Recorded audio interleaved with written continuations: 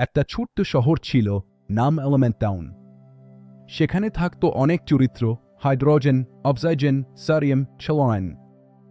সবাই একা একা অস্থির, কারণ তাদের বাইরের খোলসে ইলেকট্রন অসম্পূর্ণ। একদিন সোডিয়াম বলল, আমার কাছে একটা অতিরিক্ত ইলেকট্রন আছে, কিন্তু আমি স্থির না। সেলেনিয়াম বলল, আমার একটা ইলেকট্রন দরকার। সঙ্গে সঙ্গে সোডিয়াম নিজের ইলেকট্রনটা সেলেনিয়ামকে দিল। দুজনেই চার্জ পেল, সোডিয়াম হল না, সেলেনিয়াম হল ক। বিপরীত চার্জে আকর্ষণ শুরু হল, গঠিত হল অনেক বন্ড। এইভাবেই জন্ম নীল ন্যাকো, খাবার লবণ। অন্যদিকে হাইড্রোজেন আর অক্সিজেন বলল, আমরা ইলেকট্রন দেব না, ভাগ করে নেব। তারা ইলেকট্রন শেয়ার করল, তৈরি হল কোভ্যালেন্ট বন্ড। জন্ম নীলহাও, জল। কখনো আবার ধাতুর ভেতরে সবাই মিলে ইলেকট্রন ছড়িয়ে দেয়।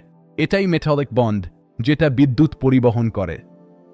বন্ধন তৈরি হয় যাতে পরমাণুর শক্তি কমে, স্থায়িত্ব বাড়ে।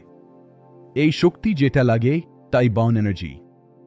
আর পরমাণুর ইলেকট্রন টানার ক্ষমতা, electronegativity. Roles are simple: electron transfer ionic, electron sharing covalent, electron C metallic. আর এইভাবেই এলিমেন্ট টাউন এ তৈরি হয় সব কেমিক্যাল বন্ড।